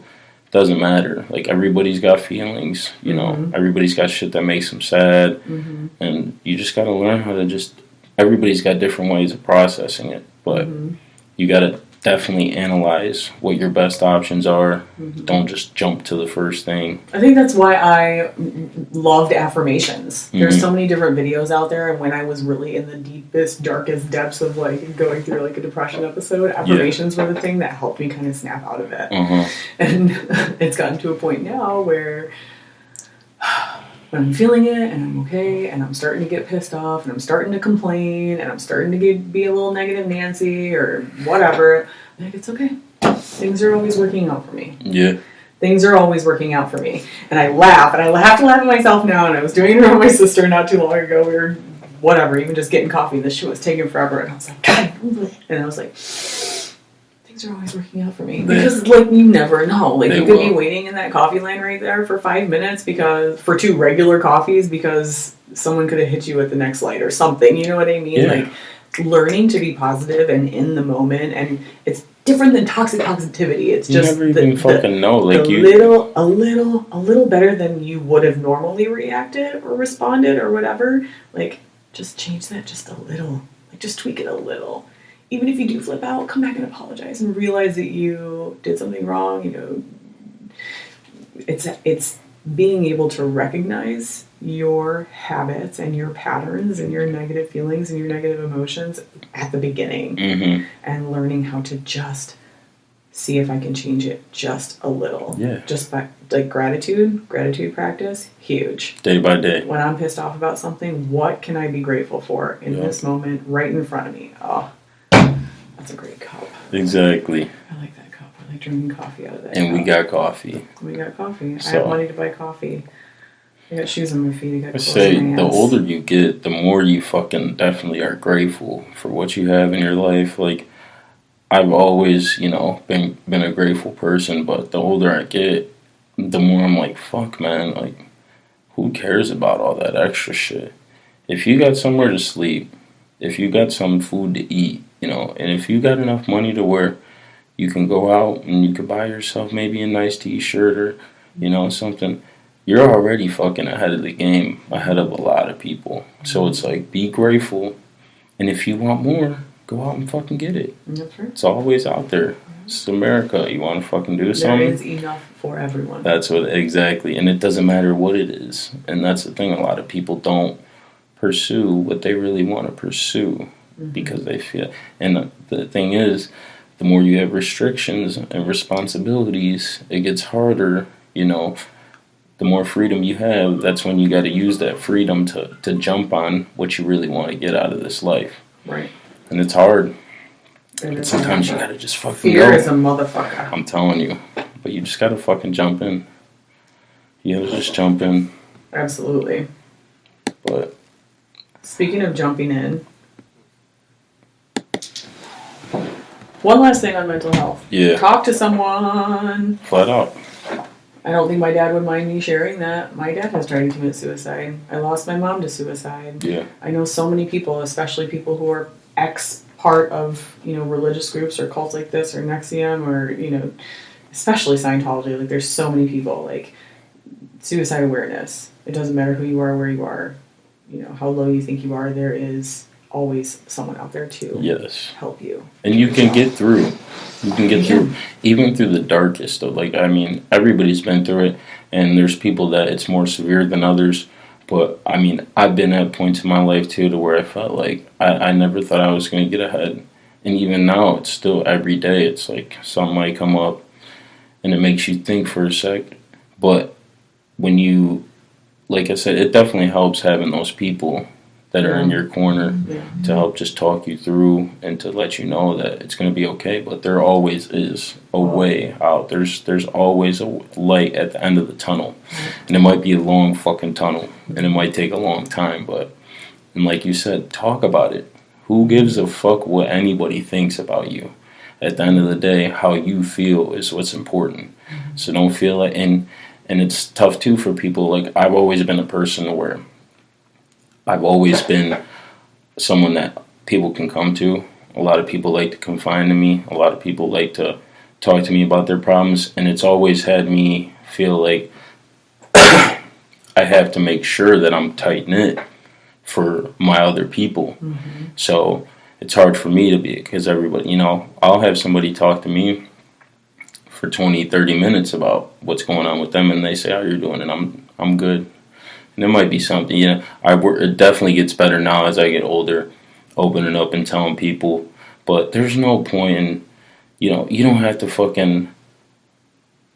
hold it in. There's no point in being like, well, I shouldn't. Like, if someone's asking you how you're doing, that's your chance right there to let it out and be like, yeah, this shit right here, And you never know what you're going to get out of that conversation. Right. You might find someone might tell you exactly what you need to hear. But if you keep it in, trying to be like, oh no, I'm good. It's like, no, let that shit out. Dude, and if you don't have anybody around you who you feel like you could listen to, call that damn 800 number, dude. Call the 800 number. There are so many phone resources completely free that if you just feel like you just need to vent and get the shit off your chest and talk about it, and there's nobody in your close-knit circle that you feel will hear you out, call the damn 800 number. There's always someone that will. Because it don't even matter, like you said, know them or not. If someone's listening to you, that's sometimes all people want. They just want to be heard. They just want to be heard. For sure. Amen to that. That's fucking awesome. But yeah, so, hour and a half. We going! Get the fuck out of it. Yeah. We knocked everything out. No, we haven't talked about psychedelics. No, psychedelics. We did not talk about that. Should we or should we save it? I'm going to let you call it. I think we should. We could talk. What do you think about psychedelics? I think that I'm really excited that they are starting to experiment with psychedelic therapy. I love it. Psychedelic therapy. Huge, right? How many people have you ever talked to that said that taking a form of psychedelic was like the most transforming amazing, game-changing experience they've ever had. Literally Spiritually, can mentally, change your emotionally. fucking, like, the way you look at life. Yeah, and there's tons of research that can be done on it. If you want to find out more for yourself, obviously do that. Not, it's not one size fits all. Some people take mushrooms and it makes them feel like shit and they barf and they don't, to each their own, just like with marijuana. Exactly. But it's not for everybody. At least they're starting to experiment with it again. I think ketamine therapy is something that's really prevalent right now on the East Coast. That's crazy. I've never heard about ketamine therapy. Ketamine therapy. Really? Mm-hmm. I mean, I know about ketamine, but I didn't know they were using it for therapy. Yeah. That's crazy. Yeah. All types of psilocybin, like the way now that mushrooms are just like advertised, like it used to be like, oh, you eat mushrooms? Like, I would totally fucking weirdo. do an ayahuasca retreat. Dude, I got a buddy that I went to school with. He moved down to Florida. He lives in Florida now, and he was telling me about that. He did, I don't know if he went to a retreat, but he said that they had like one of those, like I think in Florida, because you mostly got to go out of the country to find those. Yeah. But they have kind of something like that in Florida. But he's drank the tea, and he told me, I mean, the experience that you can't even describe it. It's just like with psychedelics. Like people tell you about mushrooms and stuff like that. But until you take that shit and you're in that fucking wherever it is, that space that you're in, you don't know. So unfortunately for me, I've only had one slightly good mushroom experience out of the 3 that I've attempted. And it was completely unplanned by myself. Yeah. I took a very, a small dose. Yeah. But I was completely by myself, at my house, completely safe, in my own I energy. love that when you're by yourself. And I literally, I felt like called. I was sitting in the backyard and I was sitting on the grass and I was just, enjoying the wind. And it just was a beautiful feeling summer everything, day. yeah. And I was just called to let my hair down. So I sat and I let my hair down. I was in the grass and it was like the blades of grass were like connected to every connected nerve tendon in my body. It's fucking so I crazy. Lay down in the grass and it was amazing and all the color, that was the one. Mm-hmm. I didn't. Was that your last or your first or your second? That was my first. Okay. And so, that was magical to me. I wouldn't say it was profoundly life-changing. Yeah. I didn't have any big breakthroughs or an ego death or anything like that. Yeah, no, for sure. But it was fun. It was good. It was nice. It was relaxing. Euphoric. It was euphoric. Yes, exactly. Felt really good for a couple days after that too, which I love because that's what they talk about. One of the benefits of psilocybin is the glow. Yeah, everything's just a little brighter, a little funnier. Yeah. And so I tried it again another time, and I was drinking beer that night too, and I think that kind of messed with the reaction to it. Yeah. And I was just up all night, and I had the body tingle, that irritating body sensation where I just kind of wanted to jump out of my skin, and it was no bueno. Yeah.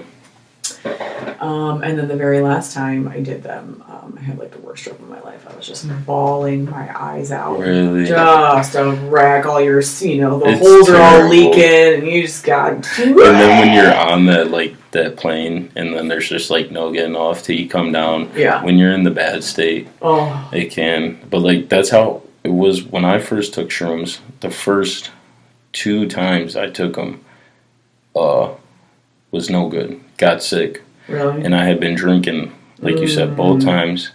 And I don't know, the first time, took them, didn't really get too sick, but just felt a little queasy, went to sleep. Second time I took them, just, I don't know if maybe they were bad mushrooms, but felt sick, didn't throw up or anything, but just was like we were literally up north, they all went out, to the beach, and I was like, dude, I'm just gonna lay down and sleep, didn't feel good. Mm-hmm. And then the first time I took them, when I actually, tripped, same thing, was by myself, and I ate a 3-5, and I was literally just waiting, and once it hit, it was just it came on slowly. I was watching a good movie. I was just sitting by myself. I think that's maybe what gets people on the road to a bad trip is the anticipation of the trip. Mm-hmm. I feel like... And the way you handle it. I had a bad trip one time. Psychedelic therapy, I can imagine, like, having that experience where someone is, like, trained on how to... You almost need a guide for those, yeah. But that's what they talk about, and that's why I was so pissed about my last, like, experience, because I knew it was going to be different because I was doing it with people. Mm-hmm. And I wanted to have that great group experience. And it just wasn't like that. Yeah. But the thing that really irritated me was that I thought that the person that was giving it to me knew how much they were giving me, but that's not their job. You know what I mean? And so it's hard. Like, I don't blame that person at all. At all. Mm-hmm. It was my choice. Yeah. I took it. Like, it's not his job to know how much. Yeah. Well, because the thing is, like, 3.5 grams as opposed to like 5 grams can have you, like, from, like you said, just feeling good to like tripping balls. Yeah, and it looked like it was still like alive, like it wasn't even dried out. Yeah. So it was like potent. Yeah. And yeah, so I cried and cried and cried, and then after that terrible experience, it got me doing a lot of research. Like, why did I react this way when the 2 other times were so staunchly different? Yeah. So I started researching, and I started reading, and I started realizing that one of the basic misconceptions about mushrooms is that one size fits all.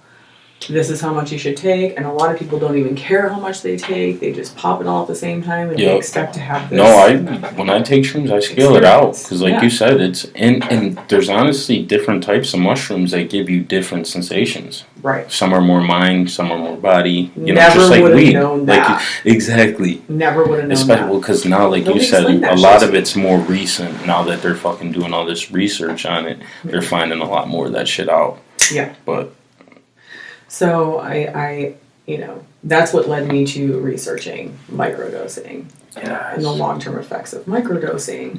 I listened to the podcast, it's called Psychedelics Today, and it's these 2 amazing guys who are way into the research rabbit hole on psychedelics and in the medical industry, in that field, and what people are trying to do to expand our medical horizons, man. For real. Yeah. Like, it's important. It's important. This research is important. Sure. Yeah, no, flat out, like, unless you, because forever it was just, like, magic mushrooms. Like, people don't even know what psilocybin means.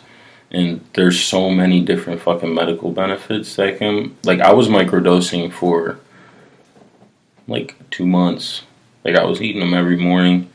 And, my buddies that, like I work with, they're like, yeah, you just seem like a little little giggly, like a little, but that's the thing, but it was nothing like took the right, I researched it, like, because I was like, I heard about microdosing. There's people that do it in the MMA world, like they do it when they train, and people say that it benefits them, and I never have been prescribed with like ADHD or ADD or anything like that, but I mean, sometimes I've always felt in my life that I've dealt with a little bit, not full-blown anxiety, but I get anxious, you know, and it just helped a little bit to take the edge off, but nothing like I wasn't working, like seeing fucking, you know, different dimensions and whatnot, but it definitely was like, and then like problems would come, like at work, and it'd be more just like, all right, like, I'm not even mad, like, just go straight to like, just figuring it out, you know what I mean?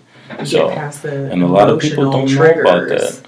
A lot of people don't know about that. All the benefits that come with fucking even just microdosing or having that big fucking spiritual, you know, awakening when you do like a big dose. Yeah. But it can be scary, like you said. But it's a process. Yeah. I think it's truly a process. I mean, people who have cured their diseases and literally changed their trauma response in one session, like that, that can happen.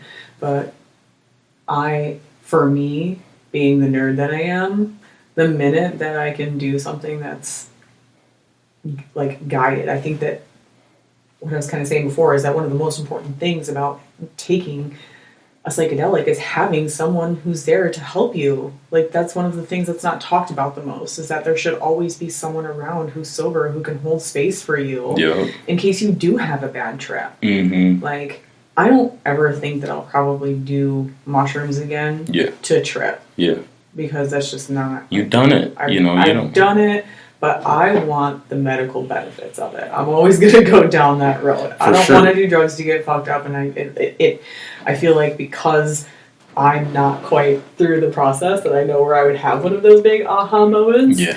I would rather have it in a medical setting. Tame it. Yeah, Tame for it, sure. you know? There's nothing wrong with that. Like I said, Yeah. there's nothing wrong with if you want to fucking go get blowed out, you know, whatever you want. Like you said, as long as you're looking at, that's the thing.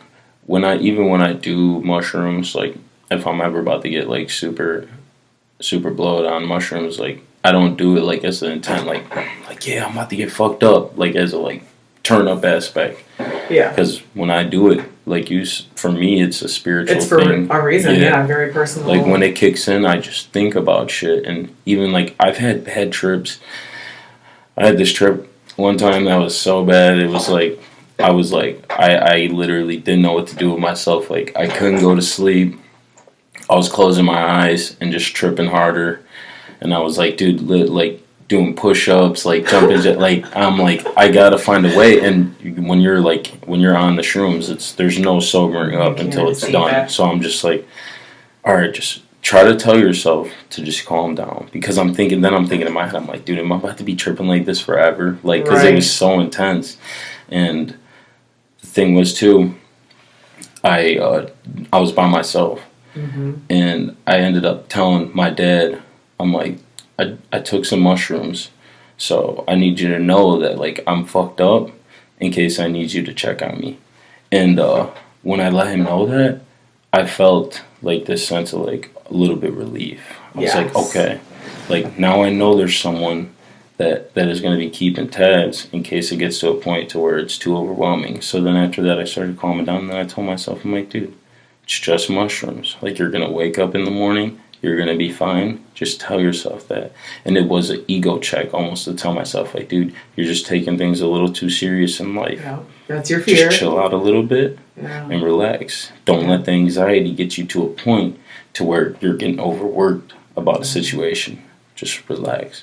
And I did that, and then just floated into my sleep. Before I knew it, I woke up, was fine the next day. And I was like for a minute, it was super bad, but I was able to manage the situation, and get myself through it.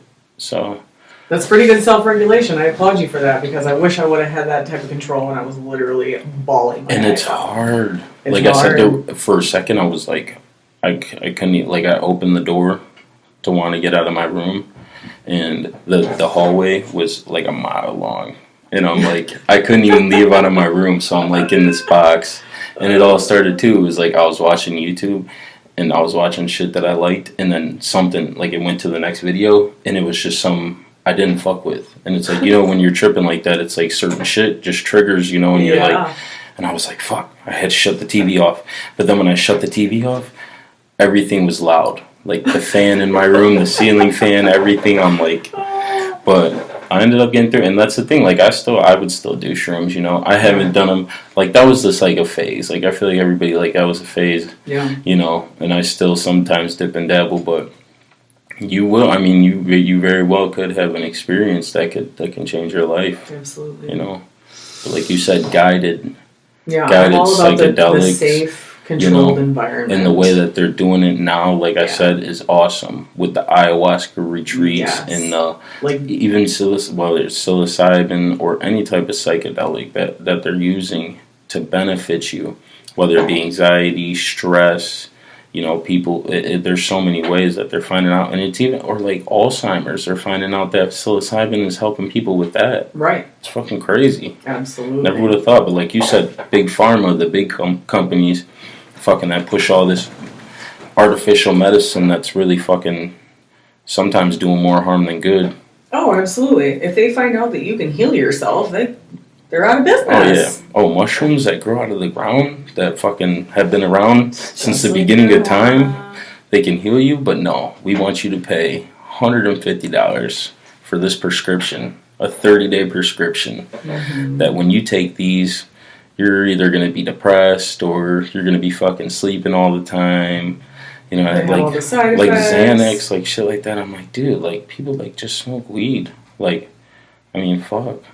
I get that not everybody can smoke weed, but there are so many and other there's things. Different shit, like you said, like the gummies, like fucking, and people just go to their doctor, which it's how how it should be, but and it's not the doctor's fault. The doctors are fucking that's it. They go to school and they tell them, "Yup." Then they say, "Well, this is what you do.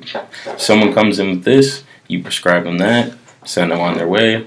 And it's just been like that for so long, and there's so much money in it, and it's so corrupt, it's fucked up. But actually, Mark Cuban, he's been doing, he started up his own medicine drug company. Yeah, I read about that. Yeah, and what he's doing is fucking sweet. I mean, fucking the way he's making medicine more affordable for fucking people. Because it's crazy. I was just talking about that with my dad the other day, about just how it's crazy. People fucking can barely even afford to, get medical treatment. Yeah. And we're the fucking one of the richest countries in the world. It's like some people don't even fucking want to go to the doctor or the dentist because they can't pay for it. It's fucking ludicrous. Don't get me started on insurance and the cost of insurance and co-pays and forget about it. Such shit. I mean, but that's just it. That's where psychedelics are right now. Is that if you want that type of treatment, either you have to go through this huge process to get involved in the trials, or you have to just be able to pay for it.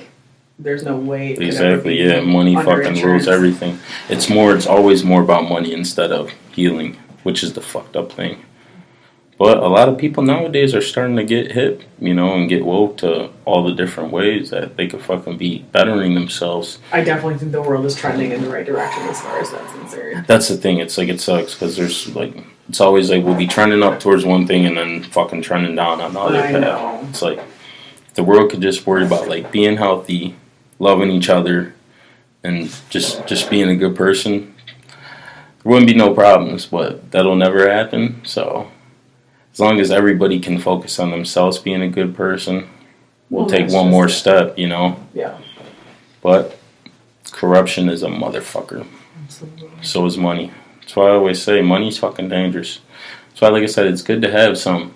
Because if you're fucking driving on the road and something goes on your car and you got to take to the shop and fucking pay $1,500 because something on your engine is fucked up, you're gonna fucking if money's tight, it's gonna suck. But if you got the money to pay for it, but money ain't fucking everything, you know what I mean? You could still have all the money in the world and be depressed and lonely. It's everybody's perspective on money. Yeah. It's a respect for what is money and the purpose of money. Exactly. But people glorify it, and they glorify a certain lifestyle, and you really don't need all of that. I mean, obviously it's nice. It can buy me a boat. Oh shit! I said, man, fuck. That's why I always say, people are people envy, people that are come from money, or I say, shit, dude. If I was fucking born into a family and my family was rich, I would fucking be loving life. I don't knock anybody. If you fucking got it like that, hell yeah, because I would want it like that. But there's pros and cons that come with that. To everything. Some people, when you do have it like that, you might not have to go through the trials and tribulations to where you learn some serious hard life lessons, as opposed to where you don't have it like that. And the same thing if, it can go either way. But I always say, shit, I don't knock it. I mean, I just my goal is to just have enough money to live comfortably and be able to support my people that need me if they do need me, for whatever it may be. I don't need to be fucking shit. If I can get some money and buy me some land, I can dig that for sure. But I'm a simple fucking guy. I don't need all that fucking extra shit. When I was younger, I used to say it all the time. We're just in Florida, and I'm with Mariah's boyfriend, and we're shopping down in Florida, and we go into the store, and they got all the fucking, the name brand shit, and the Jordans, and the Yeezys, and stuff, and I'm like, when I was younger, I would have paid that, and now I look at the shoes, and I'm like, $300? Yeah. For fucking some shit I'm gonna walk around in? That are gonna get dirty? said, I'll go get the fucking $50 joints, bro, at Foot gosh. Locker. You know, just throw some Nikes on. Don't get me wrong, I like something comfortable. You know, I might pay. Hey, and if you got money, if you like something, fucking buy it. Like I'm all for it. People can fucking whatever makes you happy. Like some people, fucking my grandma loves to shop, bro. Like she loves it. Some people love to shop. Like me, I love to shop, but I'd rather have a lot of the things that I like for cheap than one thing that costs $300. I grew up a fucking bargain. My mom was a couponer, okay? Yeah, and girl. a sale queen. Yes. All right? Anytime she could find a sale, bro. So that's what I'm the same way. And I go in, like I say, I fucking love stores like Marshall's, TJ Maxx and shit. I'm like, dude, I go there, I can find a Nike shirt for fucking $20, $15. Then if I go to Dick's or Foot Locker and get the same Nike shirt, it's gonna be fucking $50. Like a hoodie, like a Nike hoodie and sweatpants, a suit. It's like $100, $100+ Stupid. It's like, dude, I can go get some sweatpants and a hoodie from Marshalls for about $40, $30, and I'm good with that. Yeah. So, but like You're I doing said, it right, everybody's different. So, fuck it, buy what you want, you know, but be smart. Like I said, some people you gotta live by your means. Trying That whole trying to impress people shit is like. now. Oh yeah, because when you're young like that, you don't.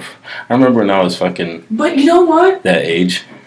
I'm like, I handed her a 20 and I was like, here, this is for lunch or whatever, and she ended up paying her friend Brenda back for buying her lunch a week before. You know how that goes. Yeah. There's a McDonald's like a block away, so she goes to McDonald's. She comes back, she gives me $4 in change. She's like, I got McDonald's $16 for some McDonald's for two meals. I mean, are you kidding me? McDonald's, like back in the day, you used to be able to get like everything was $1. Everything was $1. The dollar store now, like someone told me the other day, one of the dollar stores now is like $1.05 or like $1.10. It's more. Yeah. I said, what? Like it's no more than just $1 flat. It ain't a 99-cent store anymore. I said, what the fuck is going on? And it's crazy. Everything crazy. just fucking I just went costs to grocery more. shopping the other day and I had absolute sticker shock. You can't even fucking, like at the grocery store. I mean, I'm a single guy, and I mean, I fucking shop at Meijer, but I mean, going in there, me just buying, if it's just my groceries for the week, I'm spending at least $100. You know what I mean? And it's like, fucking, like a gallon of milk is like $5. Well, what the fuck is going on? Yeah.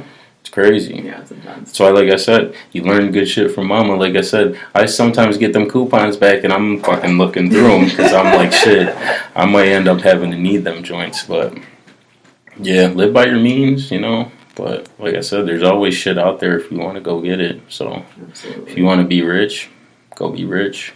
Fuck That's it. right. There's a million different ways that you can be rich. So make a decision. That's what I'm sure. trying to figure out my next move right now. I know. That's what I said. Always trying to think of something. The grind. But that's what people got to chase, not just chase money.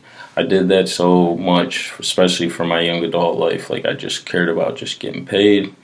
That's all I cared about. As long as now I'm like, you know, like, yeah, duh, you gotta make a living. But now I focus more on trying to do shit that I enjoy. I think a lot more people are in that mindset, especially since after the COVID pandemic. Yeah, And well, when you recognize, like, your own business and where we live, basically, we live, like, the freedom that we have to just be able to do whatever. Like, I got one of my friends is starting up a soap company.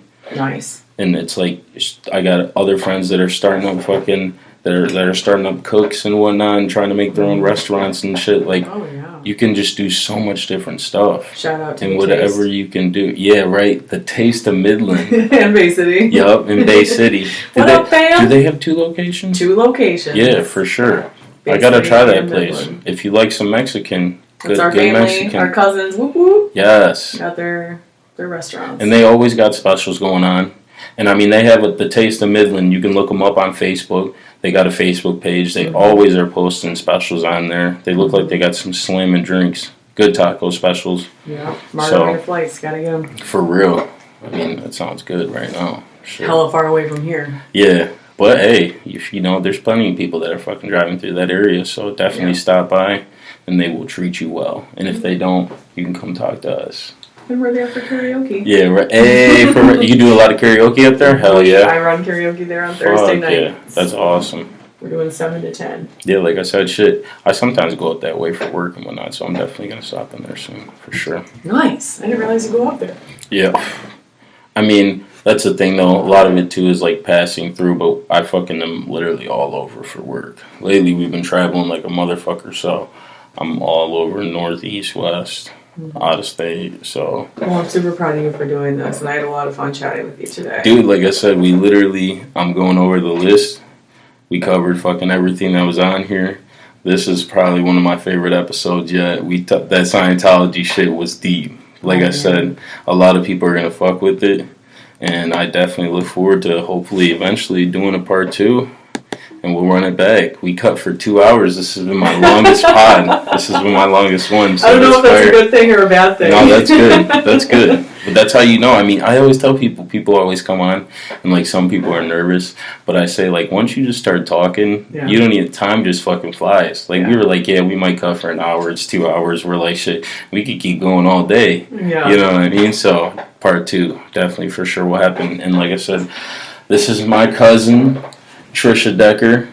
She's fucking awesome. I know that she just schooled you guys on a bunch of different shit. So, and I'm definitely, like I said, gonna put the description down for your business that you got going on. Thank you. And I'm glad that you came on. It was fucking awesome. We talked about a bunch of shit, and I definitely look forward to having another episode. So, thank you so much. thanks, cuz.